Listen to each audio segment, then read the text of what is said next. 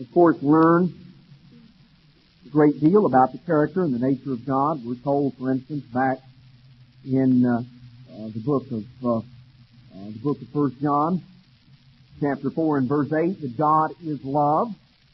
We learn also in 1 John 5:3 that this is the love of God, that we keep His commandments. We learn that love is the fulfilling of the law. So we see various scriptures that focus us in on who and what God is. God is love. That God is love personified. God's way, God's law is the reflection of that love. When we talk about allowing Christ to live in us, Jesus Christ, of course, said that the works which, I've seen the Father do, that's what I do. He said, I and my Father are one. We are totally united. Christ said, if you love me, keep my commandments. Now, what commandments, of course, did Christ give? Well, a lot of people think that the commandments that God gave back in the Old Testament and recorded in Exodus chapter 20, that those were the Father's commandments. And somehow Christ came along and He did away with those commandments. Well, I think we can very clearly prove, very easily, very simply, that Jesus Christ was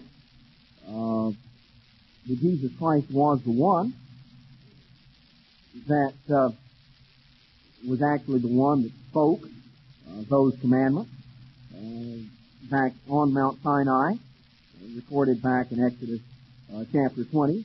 We find, for instance, just notice very briefly, which we can prove, Christ said, if you love me, keep my commandments. Now, which commandments did Christ speak? Well, notice, John chapter 5, verse 37. The Father Himself, which hath sent me, is borne witness of me. You have neither heard His voice at any time or seen His shape. Now, we're told right here in John 5:37 that nobody has heard the Father's voice. Christ said, you have neither heard His voice at any time nor seen His shape. And yet, when we go back to Exodus chapter 20, let's notice, Exodus chapter 20, verse 1, and God spoke all these words, saying, I am the eternal your God, going right on down. And in the conclusion of that, in verse 19, that they, the people, said unto Moses, speak you with us, and we will hear, but let not God speak with us, lest we die. Now, we find here, according to Exodus chapter 20, that God is the one that spoke the words of the Ten Commandments. And yet, according to John chapter 5 and verse 37, the Father has not, no one has heard the Father's voice. They did not hear the voice of the Father. And yet they heard the voice of God. Well, whose voice did they hear then? Well, according to John 1:1, it says, in the beginning was the Word. And the Word was with God. The Word was God. The same was in the beginning with God. All things were made by Him. Without Him was not anything made that was made. In Him was light. The light was the light of men. And we come on down in verse 14. The Word was made flesh and dwelt among us, and we beheld His glory. Now, here we find that the Word was God. The Word, the lawgiver, the spokesman. When we come on down to verse 14, it becomes very evident that the one that is called the Word here in John chapter 1 is, of course, none other than Jesus Christ. So, when Christ said, if you love me, keep my commandments, which commandments did Christ speak?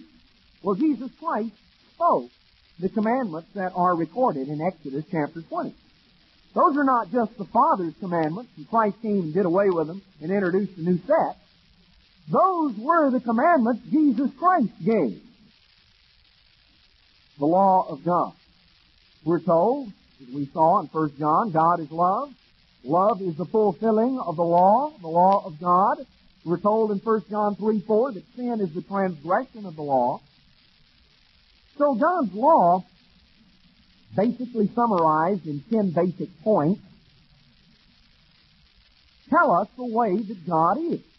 They summarize for us, they define for us the character of God, the nature of God, the way of God, the mind of God, the way that God thinks, that Jesus Christ is going to live His life in us. How's He going to live? What's He going to do? Well, it's going to be based on a reflection of that law, of that nature of God. Now, that basic law, which again we went into at the time of Pentecost, we went into the aspects of the Old and the New Covenant, the fact that God made a covenant, a marriage covenant with ancient Israel, that God has made a marriage covenant with the church. What is the basis of the covenant? Well, the basis of the covenant is the law of God. They were called, the two tables of stone on which the Ten Commandments were written and inscribed, were called the tables of the covenant. They were placed in a great ark, which was called the Ark of the Covenant. And that, of course, in fact, there's a statement back in 2 Chronicles 5:10. Has anyone ever asked you, what did Moses put in the ark? You know, you think it's a joke. No, Moses didn't put anything in the ark. Noah did. And that's what you think. Well, you're wrong. Notice 2 Chronicles 5:10. There was nothing in the ark except the two tables of stone which Moses put therein at Horeb when the Eternal made a covenant with the children of Israel when they came out of Egypt. Now, obviously, of course, there's two different arks, and usually you hear the statement, what was put in the ark. You think about Noah in the ark, and the ark that he built and put the animals in and all of this. Well, there was another ark, and it was a different kind of ark. It wasn't a boat that was to float. It was a box. It was, something that, it was a container. And Moses built that ark. See, Moses built an ark too, different kind of an ark than what Noah built. And Moses put something in his ark. Now, what Moses put in the ark was the two tables of stone, which he put therein at Horeb, or Sinai, when the Eternal made a covenant. Now, you know what that ark was called? As you read of it through the Scriptures, it was called what? It was called the Ark of the Covenant. It's called the Ark of the Covenant. But the reason it was called the Ark of the Covenant is because what did it have in it? It had the two tables of stone which contained the basis of the covenant. The two tables of stone which contain the law of God, the Ten Commandments. That is the basis of the covenant. You see? God had Moses put that in the ark of the covenant. These were the tables of the covenant put therein at Mount Sinai.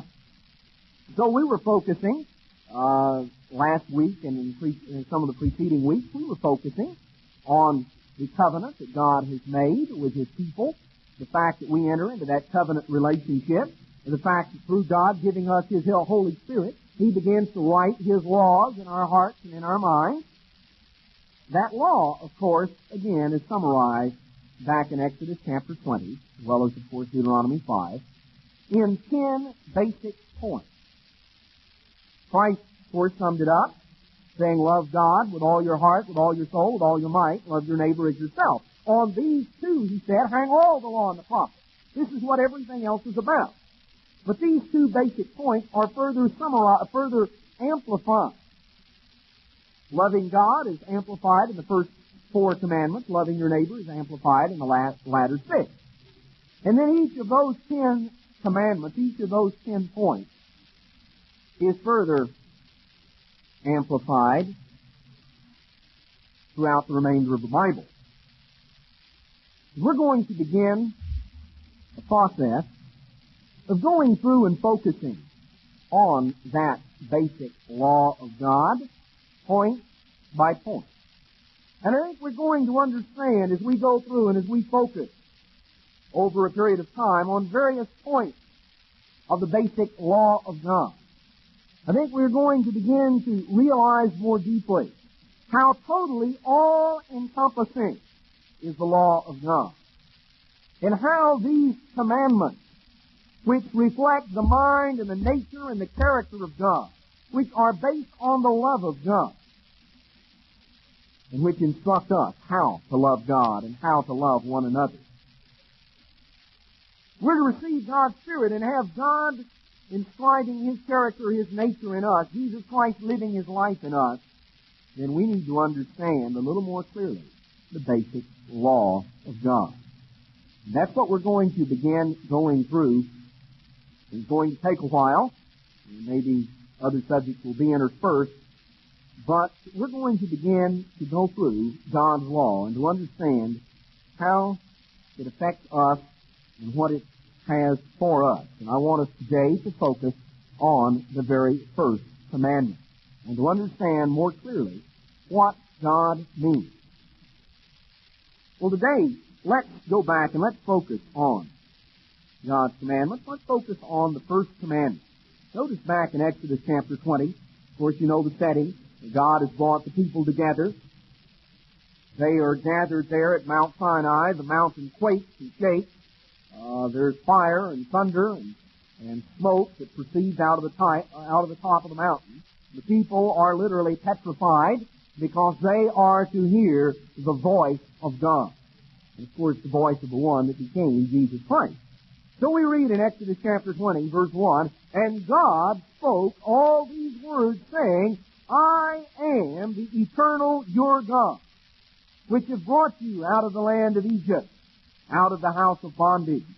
You shall have no other gods before me."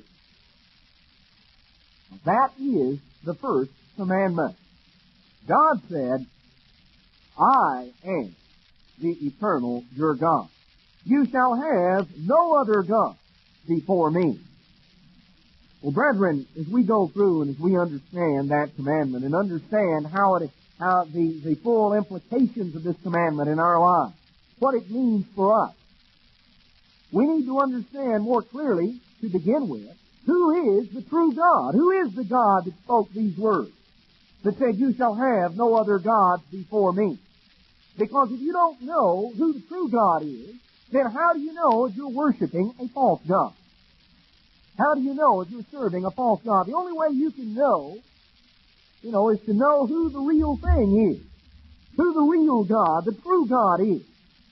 Understanding God as He reveals Himself in the Scriptures. And then we can begin to look and see and realize that there are many false gods. They also parade under the name of God. And people talk about the God that they serve. Scriptures talk about the God of this world. And there is a God of this world whom people serve in ignorance, thinking that they're serving the true God.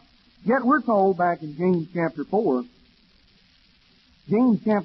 and verse 12, there is one lawgiver who is able to save and to destroy.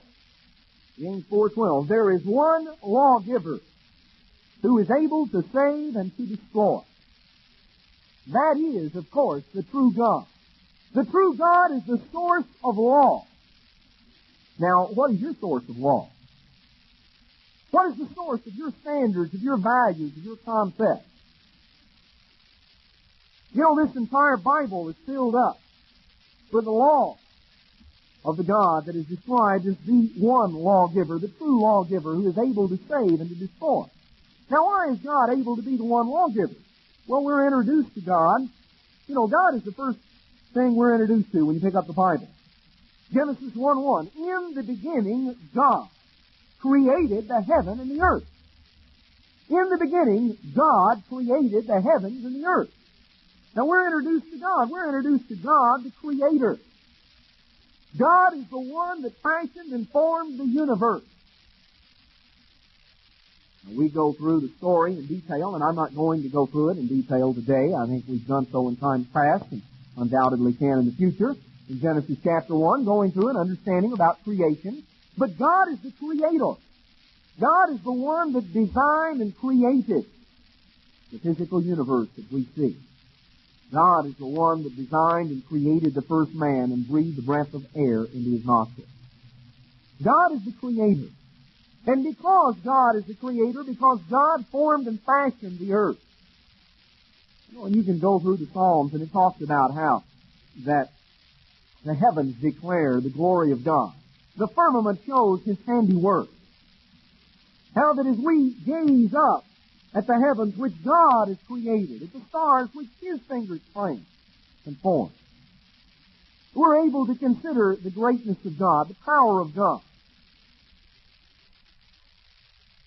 We read that it is the glory of God to conceal a thing and the honor of kings to search it out.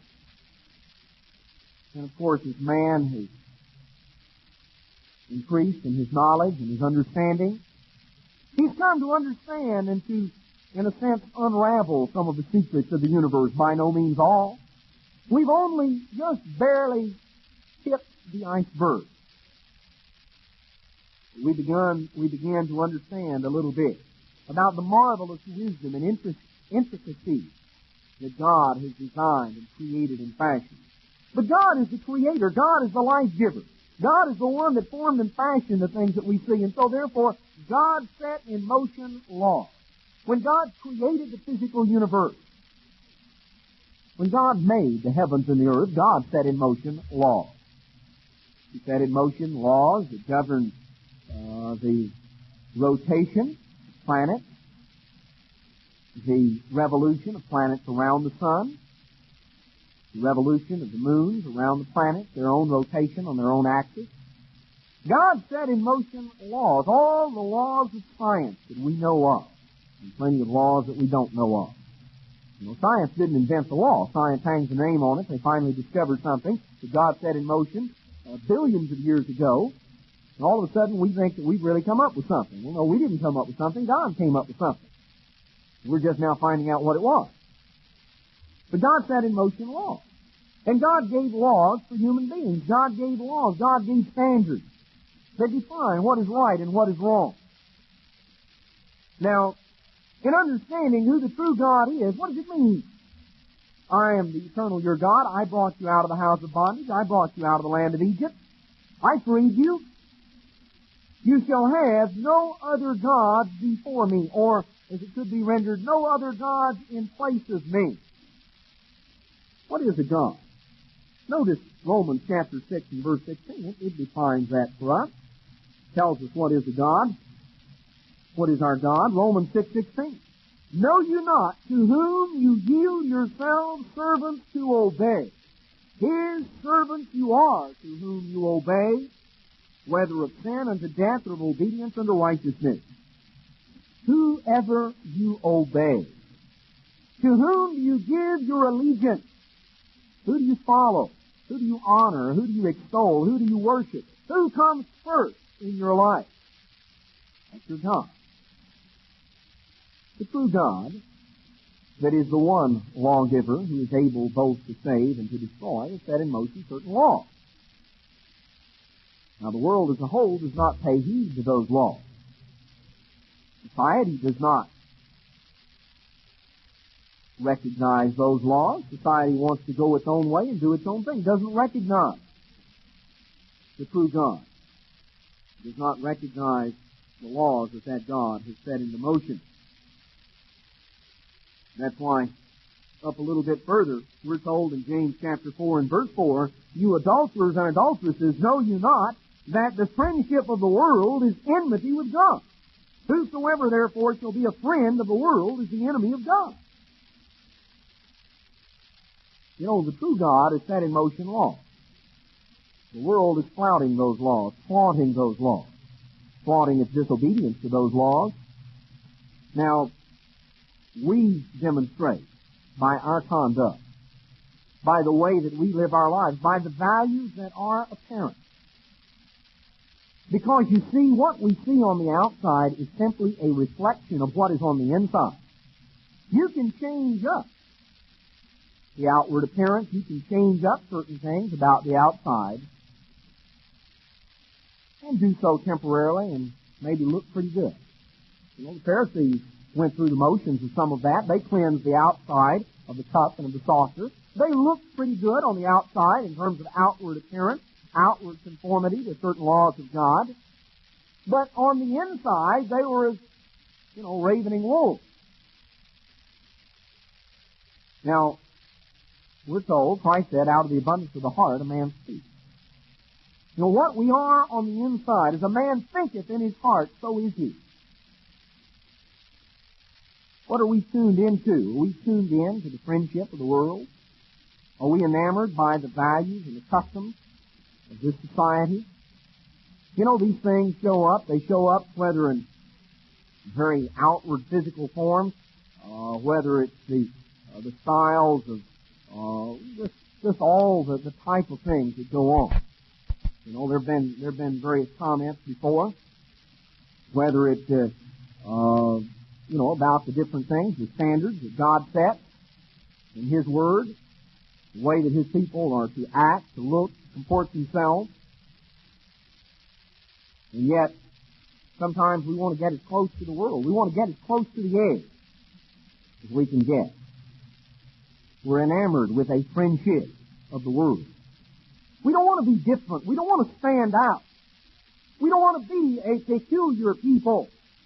We want to blend in. We want to look like, act like, be as close to the world as we can.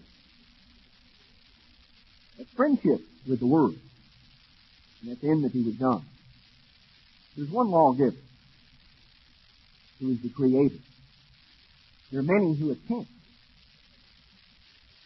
to be a lawgiver, to set standards and customs, the values of society. And this society places its values in every way, and they're an upside-down value. When you look at personal relationships, God says men be masculine, women be feminine. Society turns it around. You want to go for the unisex look. You know, men, grow your hair long, not like God said. Women, act masculine, behave in an aggressive form.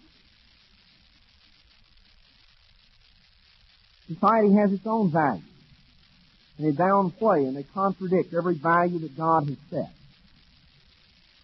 You can go into every aspect of it. So, God is the true God.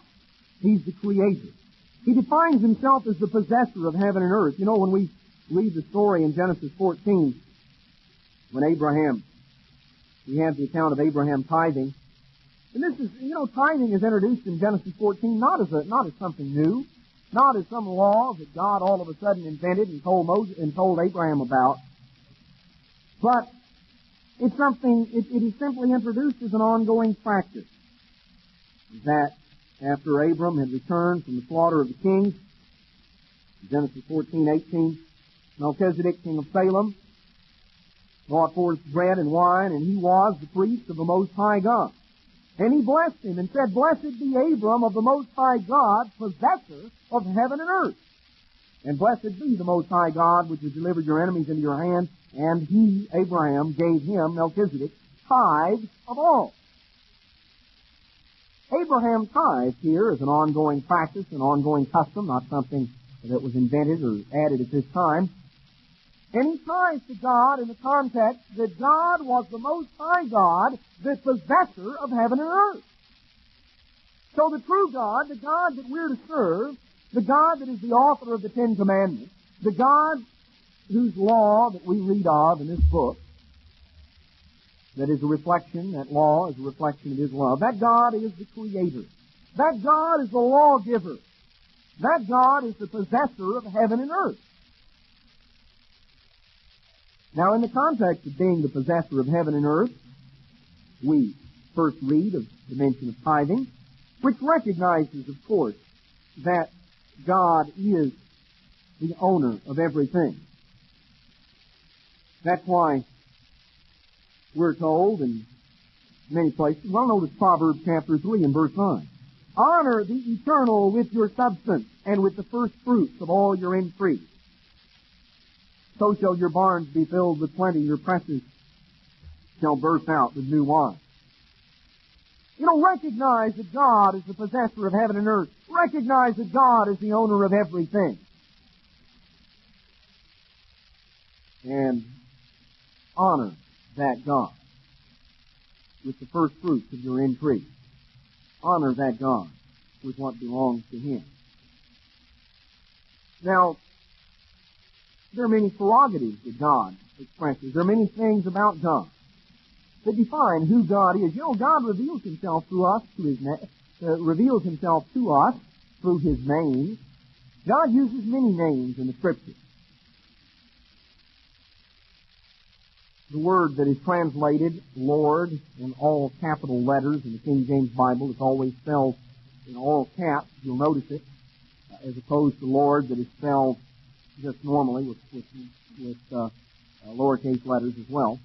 But where the word Lord in the King James is printed in all capital letters, it comes from the Hebrew word Yahweh, the Hebrew Y-H-V-H.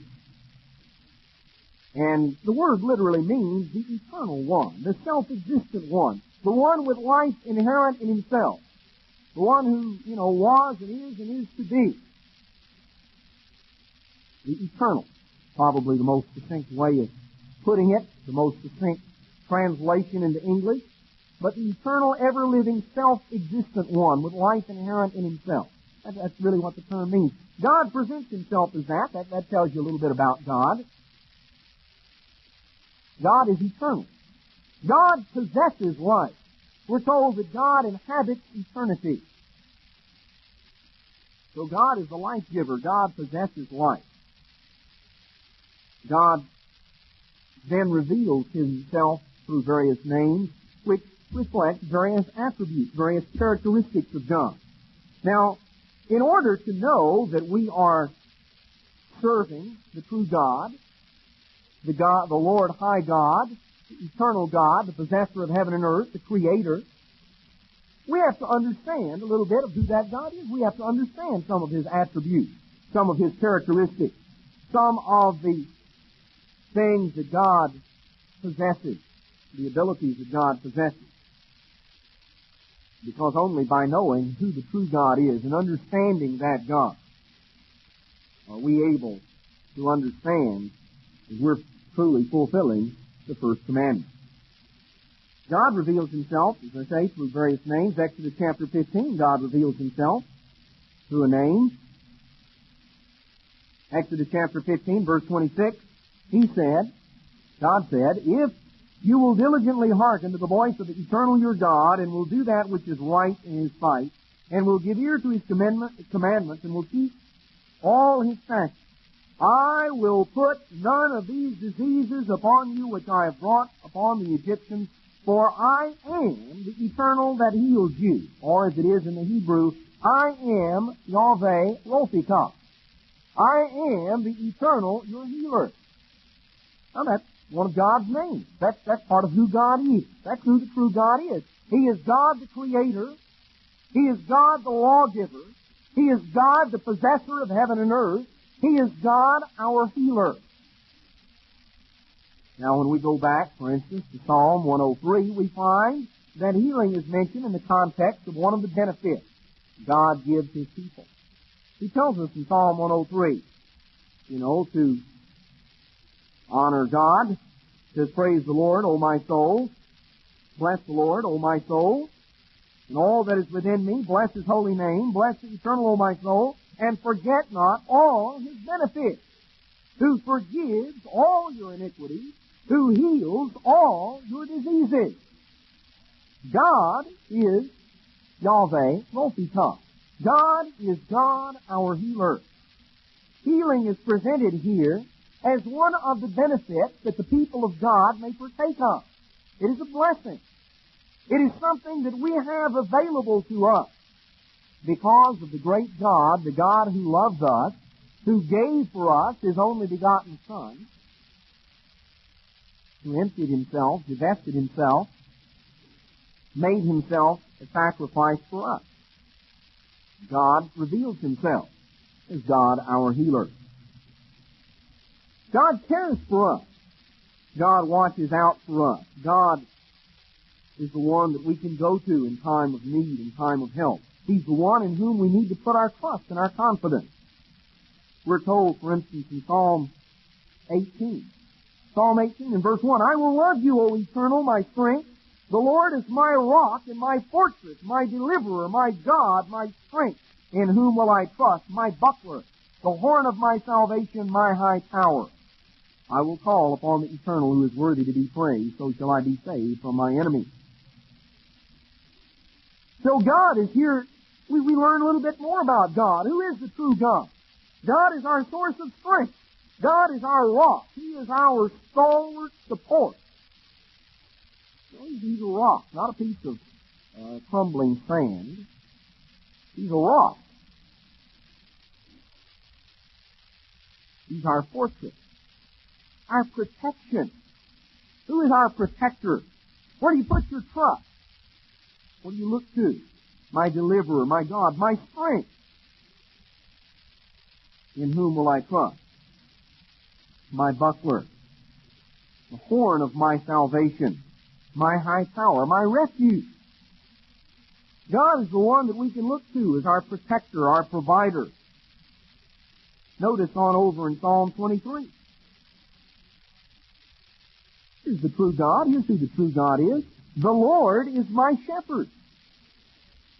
He's the one that shepherds us, that looks out for us, that cares for us. More deeply than we can even begin to comprehend, more deeply than we as human beings can even love and care for and cherish our own children. The Lord is my shepherd. Now what's the result of that? What does that mean to say that the eternal God is my shepherd? The result of that is that I shall not want. You know, what was one of the main jobs of the shepherd? Well, one of the main jobs of the shepherd was to feed the sheep, right?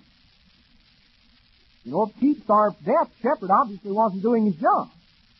Why do you have a shepherd? Well, you have a shepherd to watch the sheep, to protect the sheep, to feed the sheep, to care for the sheep. We're told here, the eternal is my shepherd. The result of that is I shall not want.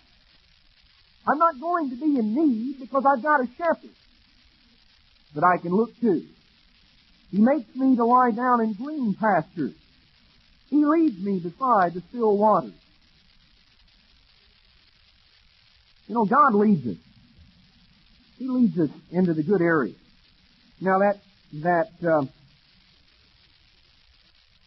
term, He leads me beside the still waters, or the waters of quietness. He restores my soul, my life. He leads me in the paths of righteousness for His name's sake. Yea, though I walk through the valley of the shadow of death, I will fear no evil. For you, God, the God who is our shepherd, are with me. Your rod, your staff, they comfort me. Where do we look to in time of need? Where do we look in time of trouble, in time of difficulty? Where do we look when we need help? To the God who is our shepherd, to the God who says we don't ever have to walk alone. And if we walk alone, it's my choice.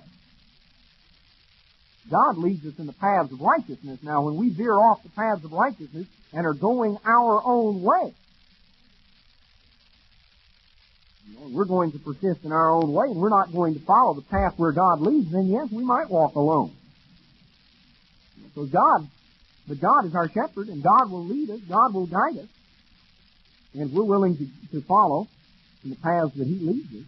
We don't ever have to walk alone, and it doesn't matter through what we have to go. It doesn't matter the valley of the shadow of death. It doesn't matter how sore the trial. We're not alone. We don't face it by ourselves. Because I'll fear no evil. You're with me. Your rod, your staff, your protection comfort me. You prepare a table before me in the presence of my enemies. You anoint my head with oil. My cup runs over. Surely goodness and mercy shall follow me all the days of my life, and I will dwell in the house of the eternal forever. I'll be where God is. I want to be where God is. God is our shepherd, the one who cares for us, the one who leads us, the one who guides us, who provides for us, the one who sees that we never have to walk alone. God is our Father. And He loves us more tenderly than we as human parents can even love our own children. Jesus Christ showed us in Matthew chapter 6 that we're to address God as our Father, that we're to recognize God in this area. We're told, for instance, in Matthew chapter 6 verse 8, Be not ye therefore like unto them, those who use vain repetition to, go on and on and on with their little chants and rituals. Be not therefore like unto them, for your Father knows what things you have need of before you ask. After this manner, therefore pray. In this way, following this basic outline.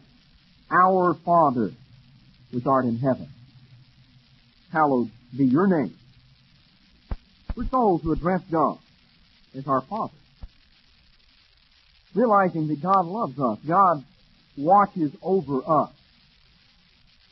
He is our Father. He does care for us. He loves us. He stands ready to give us good gifts. So when we're told that we're not to have any other gods before the true God, who is the true God? Well, the true God is the one that is the Creator.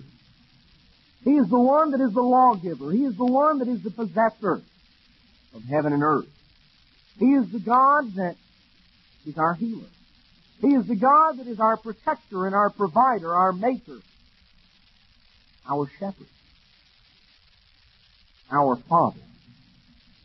The God who loves us and cares for us. The God who is our source of help in time of need. Who is our refuge in time of trouble. The true God. The God of the Bible. The Creator and the lawgiver. Now, as a nation, we don't recognize that God as a nation, the physical descendants of the people to whom those words were first spoken. We have placed another God before the true God. In fact, we've placed many gods before the true God. We don't serve the true God. We don't recognize the God that is the Creator. We've taken God out of every facet of our national life, with one exception. The only thing we have left is we print on our money, in God we trust. And that's about the only thing that's holding it together. And God's not going to keep doing that. Kind of ironic. Of course, that is really the God that most people trust in. Their money. I'm going to focus on that a little bit later. Notice just briefly in the book of Jeremiah, chapter 2. Notice how God indicts our nation. God says in Jeremiah chapter 2, verse 11, has a nation changed their gods, which are yet no gods? Have the pagans changed their pagan gods? Oh no, they hold on to them. The Buddhists are still Buddhists.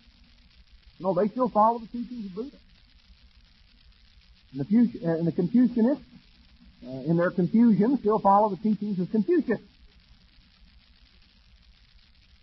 Hindus, still follow their religion. The Muslims follow theirs. Has a nation changed their gods, which are yet no gods? No. But my people have changed their glory for that which does not profit. Be astonished, O you heavens, at this, and be horribly afraid. Be you very desolate, says the Eternal. For my people have committed two evils. They have forsaken me, the fountain of living waters, and hewed them out cisterns, broken cisterns, that can hold no water. God says, my people have forsaken me, the source of living waters. God draws an analogy comparing himself like a fountain, an artesian well, a never-ending source and supply of good, fresh water. God says, I'm the source of everything you need. And yet the people, as a nation, we've forsaken God, the true God, the source of everything we need. And we've hewed out cisterns, broken cisterns, which can hold no water. A cistern is not a real good source of water at the best of times. A broken cistern is just not worse than nothing, because it can't even hold any water. A cistern doesn't have any water in it except what you put in it, or what collects from rainfall.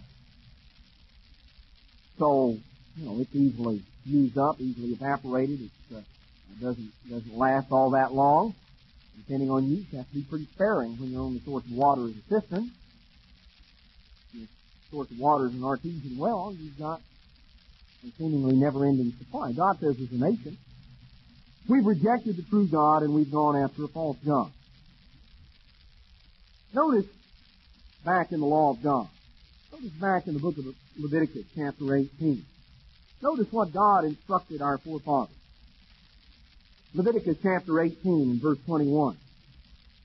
God said, "You shall not let any of your seed pass through the fire to Molech. Neither shall you profane the name of your God. I am the Eternal. You shall not let any of your seed, any of your children, pass through the fire to Molech." Now let's go on back to Deuteronomy. Deuteronomy chapter 12. Let's notice similar statements. Deuteronomy chapter 12, let's take it in verse 29. Well, let's start on up in verse 28. "Observe and hear all these words which I command you, that it may go well with you and with your children after you forever, when you do that which is good and right in the sight of the Eternal your God. When the Eternal your God shall cut off the nations from before you, where you go to possess them, and you succeed them and dwell in their land, take heed to yourself that you be not snared by following them, after that they be destroyed from before you. And that you inquire not after their gods, saying, how did these nations serve their gods? Even so will I do likewise." We'll pick up the customs of the nation, and we'll call them by God's name. "You shall not do so unto the Eternal your God, for every abomination of the Eternal which he hates have they done unto their gods, for even their sons and their daughters have they burnt in the fire to their gods. What things soever I command you, observe to do it, and you shall not add thereto, nor take away, or diminish therefrom." Now the nations of old sacrificed their children to their gods. God told his people, he said, don't make your children pass through the fire to Molech.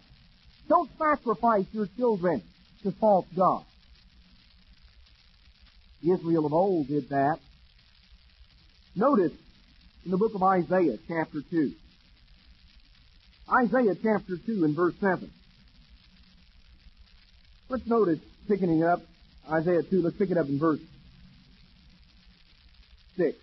"Therefore you have forsaken, you God, have forsaken your people, the house of Jacob, because they be replenished from the east," or they be full of divination from the east, "and are soothsayers, like the Philistines, and they please themselves in the children of strangers." We've gone after astrology, we've gone after the great wisdom of the east. Notice verse 7, "Their land also is full of silver and gold." And there's never been a nation that is more full of silver and gold, that is more full of material wealth than our nation. "Their land also is full of silver and gold, neither is there any end of their treasures. Their land also is full of horses, neither is there any end of their chariots." Get out on the freeway, 5 o'clock in the afternoon, and you'll understand there is no end of their chariots. Certainly, I think we can realize that here in this area. Neither is there any end of their chariots. "Their land also is full of idols." Now, what are these idols? "They worship the work of their own hands, that which their own fingers have made." We worship the work of our hands. Do we as a nation do that? Is our land full of material things? Is it full of treasures? Do we worship the works of our own hands, the things that our own fingers have made? Do we worship materialism? We as a nation serve the God of materialism. Jesus Christ made the statement in Matthew chapter 6, verse 24. "No man can serve two masters." You can't serve two gods. "No man can serve two masters, for either he will hate the one and love the other, or else he will hold to the one and despise the other. You cannot serve God and mammon."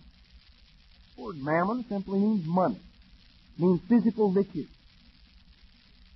You cannot serve God and materialism. You can't serve two masters. Now, in this nation, we don't serve two masters. We serve one master. And that master that this nation serves is the God of materialism. What about God's commandment, you shall not pass your seed through the fire to Molech? You shall not sacrifice your children to false gods. Have we in America sacrificed our children on the altar of materialism? I think so. There's, the evidence of this kind of thing, what we've done, what we've allowed as a nation, very striking. There's an article back in the Christian Science Monitor back several years ago. The title of the article is "The Real Culprits Found in the War Against Drug Abuse." Found the real culprits. After years of experimentation, research, sometimes pure guesswork, a number of professionals in the war against drug abuse have concluded the problem is not drugs after all. The real culprits, these professionals believe, are alienation, boredom, loneliness, and low self-esteem. As a result, in a growing number of suburban American communities, and named several, trying to start various widely divergent drug prevention programs designed to remove the root cause of drug and alcohol abuse.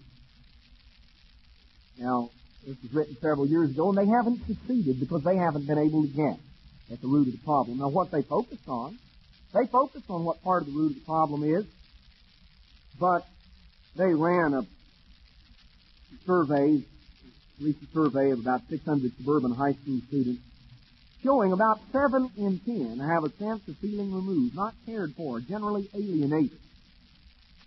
He added, this particular expert, that if alienation, loneliness, and boredom are accepted as some of the prime causes of youthful drug abuse, then the study shows the seeds of that problem are not going away, but in fact are expanding. Because you see, the divorce rate in the United States is the highest in the world. Maybe you didn't realize that. The divorce rate in the United States, and this is from an article in Christian Science Monitor back a matter of a few months ago, almost 40% of all marriages today end in divorce. The remarriage rate is high. 4 out of 5 divorced persons remarry. But the divorce rate for remarriages is even higher than for first marriage. What it shows, of course, the people didn't learn. They hadn't learned a lesson. 40% of all the marriages that take place in this country end in divorce. Most of those people, 80% of those people who divorce, turn around and remarry, and the majority of those remarriages, even a higher percentage than of the first go around, the majority of those end in divorce. The number of couples living together out of wedlock has risen dramatically. Today, about 1.3 million unmarried Americans share living quarters with a member of the opposite sex. About 16% of all births in this country are illegitimate today. Now, the figure would undoubtedly be much higher if it were not for abortion, which subject we will get to at a little later time. About 45, this is the estimate, is that about 45% of the children born in 1978 will spend part of their childhood with only one parent. Now, I have an idea that the way the statistics are going, the figures are going, you're going to have to revise those upwards. There's been a drastic change, and a lot of it, of course, has gotten back to the climate of materialism in this country. We've sacrificed in this nation, we've sacrificed the American family on the altar of materialism. We've sacrificed our children, we've passed our children through the fire to Molech. We've handed them into the arms of strange gods as a nation. And I could go on and on. I think I'll read a few excerpts. This was a newspaper release, an AP Wire story, back again a few years ago. A Harvard psychiatrist studying emotional illness caused by absent parents said today that separation for even brief periods can have a negative influence. With American parents becoming increasingly more absent because of divorce, jobs, or inability to reach the child emotionally, The future must be regarded with concern. American parents spend less time with their children than any other nation in the world except England. The only country that exceeds the United States in violence, crime, and delinquency. The nation of Israel. Lead the world.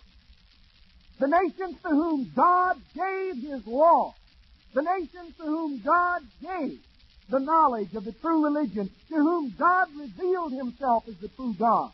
And we lead the world in divorce, in violence, in crime, in delinquency.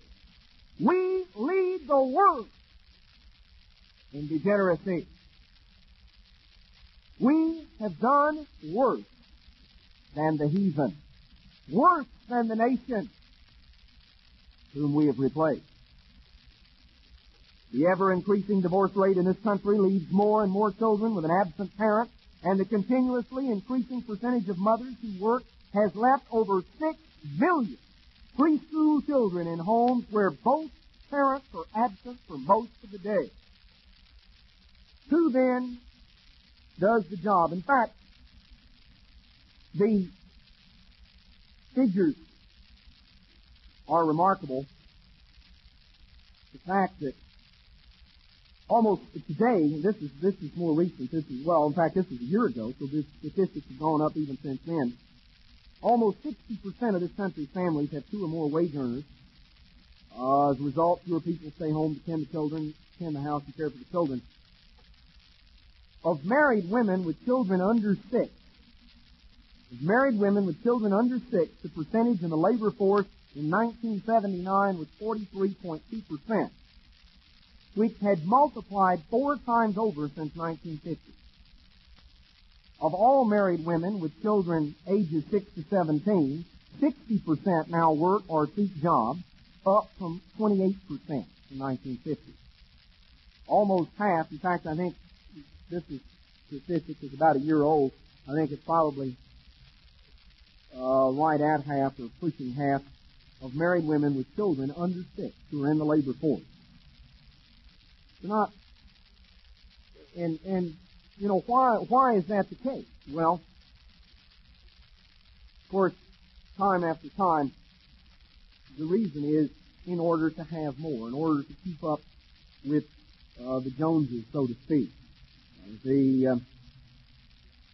We've got, you know, who takes care of the children? What happens? Well, one of the main babysitters is, of course, the television set. According to Nielsen, this is, again, the statistics are a few years old. This is back in 1977. You can figure that all these things have increased since that time. According to A.C. Nielsen, children under 5 watch an average of 24 hours of television a week. That may the effects are potentially enormous. Multiplied out over 17 years. This rate of viewing means that by his high school graduation, today's typical teenager will have logged at least 15,000 hours before the small screen. More time than he will have spent on any other activity except sleep. Present levels of advertising and mayhem, he will have been exposed to 350,000 commercials and vicariously participated in 18,000 murders. Well, there are various things that can go on. I'm not going to go into all of it. But the point is that as a nation, we have sacrificed our children, we've sacrificed our families on the altar of materialism. As money and as material things play a greater and a greater role in the desires of our people, the deterioration of the American family has been very marked. You know, you could graph it out, and the charts would run right together. That as material things have been more and more the primary concern and consideration of our people, more and more of the families have broken up, the divorces have increased, children We've been isolated. And our children, as a nation, we sacrifice. And the results are showing. Rising rates of drug abuse and alcoholism among teenagers. The kids that are turned off, tuned out, dropped out from society. Kids that have been involved in everything imaginable. Alienated from their parents, alienated from their families, left to do their own thing. God talks about in 2 Timothy chapter 3. 2 Timothy chapter 3 verse 1, "This know also that in the last days perilous times shall come. Men shall be lovers of their own selves." First and foremost, seeking for self. Coming on down in verse 4, "Traitors, heady, high-minded, lovers of pleasures, more than lovers of God." No man can serve two masters. You can't serve God and materialism. You cannot have two masters that rule your life. It talks about individuals who are lovers of pleasures more than lovers of God. The friendship of the world means more than the friendship of God. The physical, temporary, transitory things that this society has to offer mean more than the things that are the result of blessings of God's law. Having a form of godliness, having a form of religion, but denying the power thereof, from such turn away. Denying the authority. Have we as a nation served false gods? Have we placed another God before the true God? Absolutely. We placed several of them. First and foremost, we placed the God of materialism, on whose altar we sacrificed our family, into whose arms and through whose fire we passed our children. We destroyed, as a nation, a generation. Passing them through the fire to Molech, destroying them just as certainly as our forefathers in the valley of Tophet, who took their little infant children and presented them into the brazen arms, big fat idol, with fire burning underneath. We've destroyed in our nation our children, just as certainly, just as surely. We serve another God. We've not recognized God as our protector, as our provider. We've not recognized God as our help in time of need. Back in Jeremiah chapter 17 and verse 5, God says, "Thus says the Eternal, cursed be the man that trusts in man, and makes flesh his arm, and whose heart departs from the Eternal." You know, it was really ironic. Several days ago, there was an article on the front page of the Houston Post, and I don't know how many people really noticed the irony of it all. But there were two main articles that dominated the front page. One of these articles was a speech by President Reagan, spoken at one of the military academies, in which he reiterated our need for more military weaponry to defend this nation, in which he reiterated the need of this nation to pour more and more and more of its resources into the arms race, to build up vast armaments by which we could protect ourselves.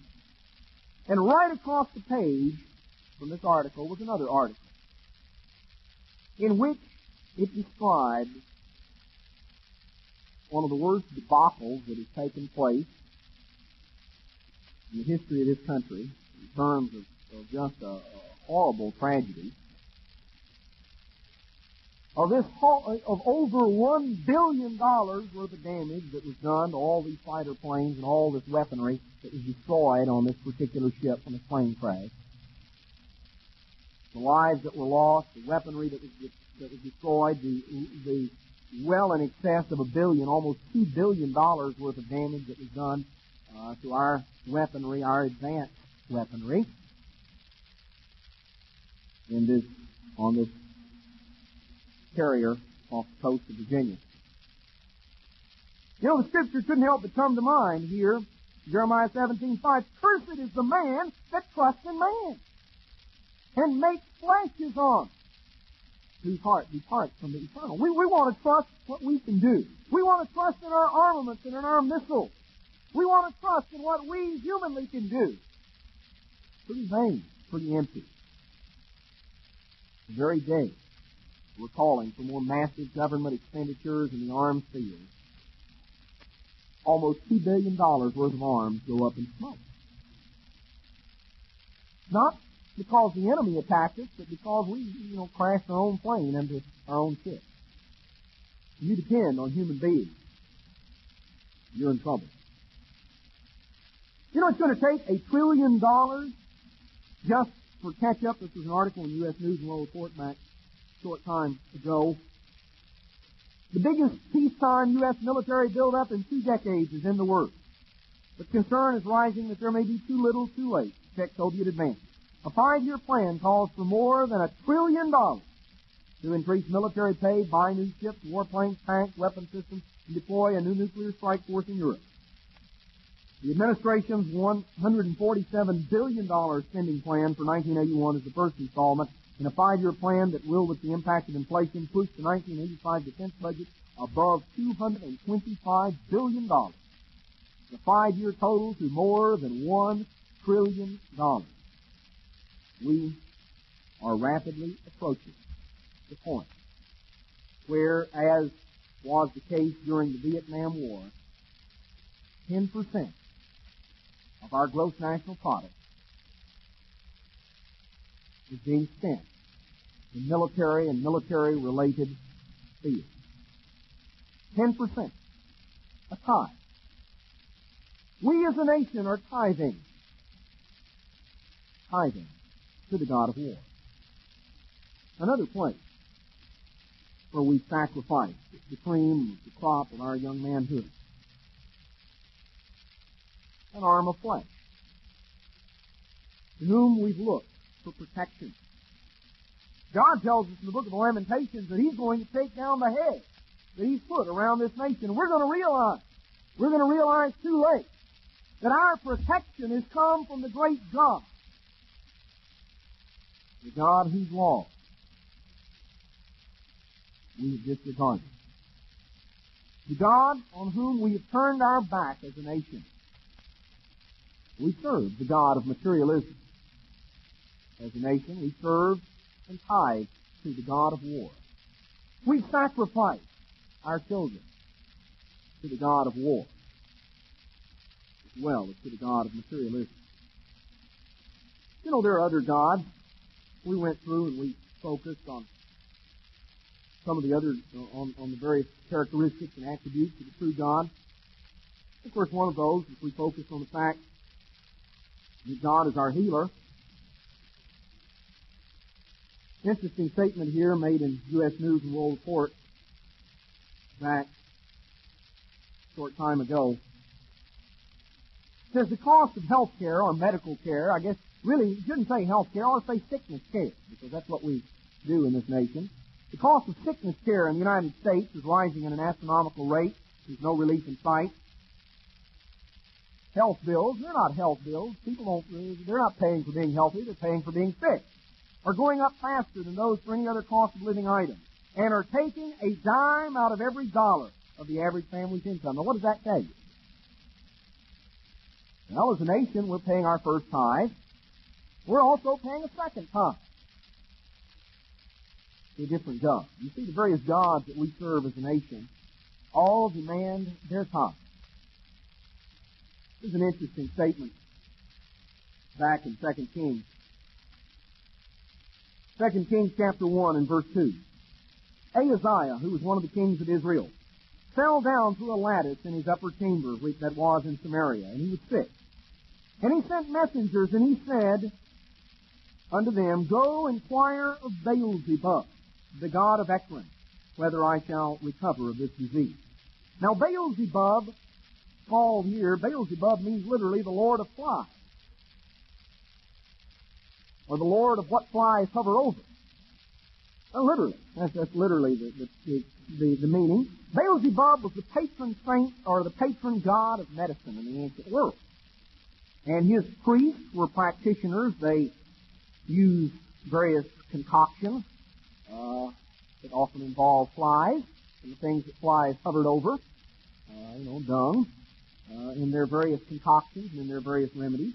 And they were and this is brought out, by the way, in the Jameson, Fawcett, and Brown commentary, if you want to look it up. The Beelzebub was the patron saint of patron god of medicine, and that part of the world. And so Ahaziah said, Go inquire of Beelzebub, the god of Ekron, whether I shall recover this disease. But the angel of the Eternal said to Elijah the Tishbite, Arise and go meet the messengers of the king of Samaria, and say unto them, Is it because there is not a God in Israel that you have gone to inquire of Beelzebub, the god of Ekron? Now therefore thus says the Eternal, You shall not come down from that bed on which you are gone up, but you shall surely die. And Elijah departed. And when the messengers turned back unto him, he said unto them, Why are you now turned back? They said unto him, Well, a man came to meet us, and said unto us, Go turn to the king that sent, and say, Is it, thus says the Lord, is it because there is not a God in Israel? He sent to inquire of Beelzebub, the god of Ekron, therefore you shall not come down from that bed on which you are gone up, but you shall surely die. And he asked them, Well, who was this? And they described him, and he said, Well, it's Elijah the Tishbite. So he sent various groups to try to go get Elijah. And of course, I'm not going to go through the rest of the story. Needless to say, King died. Now there are, various other accounts that are given. And that's not the primary thing that I want to get into, except to illustrate the fact that as a nation, we have created our own God. We've thought to other gods. We've not availed ourselves of the God of Israel, the God who is Yahweh Rophikah, the God our healer. We've not availed ourselves of the God that is our shield, our fortress, our protector, our high tower. We've not availed ourselves of the true God, the God of Israel. As a nation, we've given our allegiance, we've paid our tithe to the God of war, to the God of medicine. And what's going to ravage this nation in a few years, brethren? We're going to be ravaged by disease epidemics, and we're going to be ravaged by military invasion and destruction. And we're going to find that the gods in which we have put our trust and confidence as a nation are going to fail us. God said to ancient Egypt, when He sent the plagues upon Egypt, He said, Against the gods of Egypt will I take vengeance. I'm going to demonstrate to the Egyptians that the gods in which they trust are no gods. And the plagues that God sent on Egypt were aimed at the gods the Egyptians worshipped. The frogs, the Nile River, the various animals, all the things that the Egyptians worshipped, God sent a plague on their gods.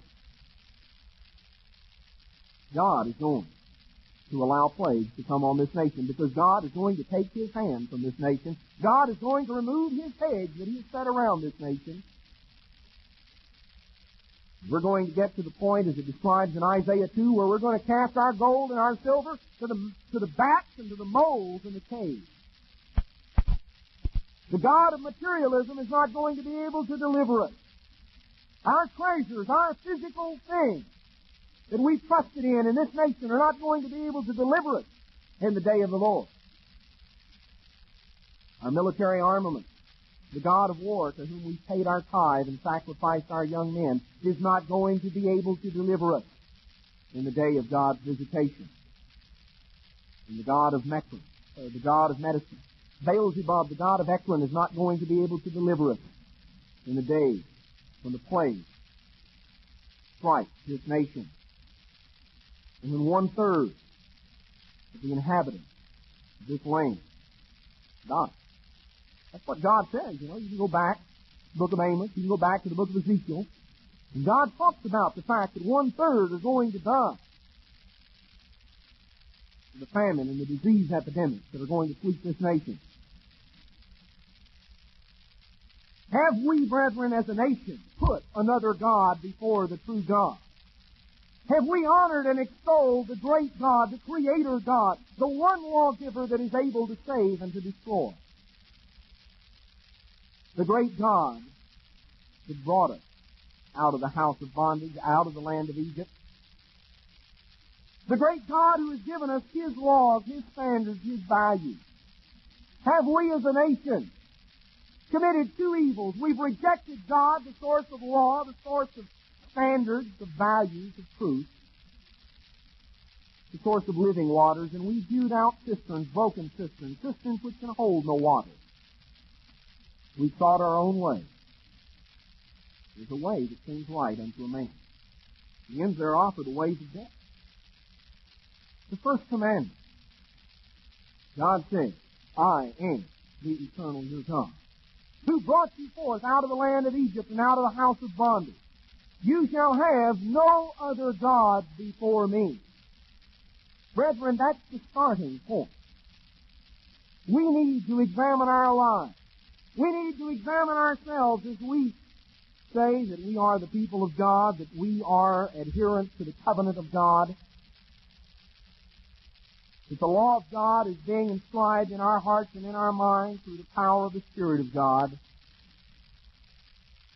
We need to examine ourselves. Are we, brethren, as individuals, obeying just even the first commandment? Do we have in our lives any God that comes in the place of the true God? To whom do we give our allegiance, our loyalty, our devotion? What's the most important thing in your life? Acceptance by the world? Acceptance by the society around? Your own desires, your own pleasures, your own way?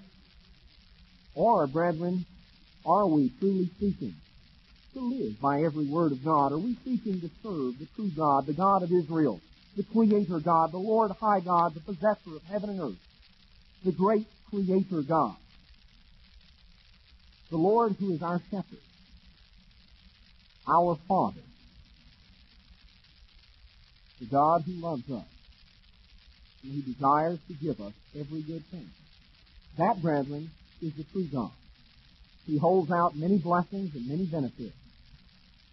And if we seek it with our whole heart, we will be a partaker of the benefits and the blessings that come from worshiping and serving the true God, the real God.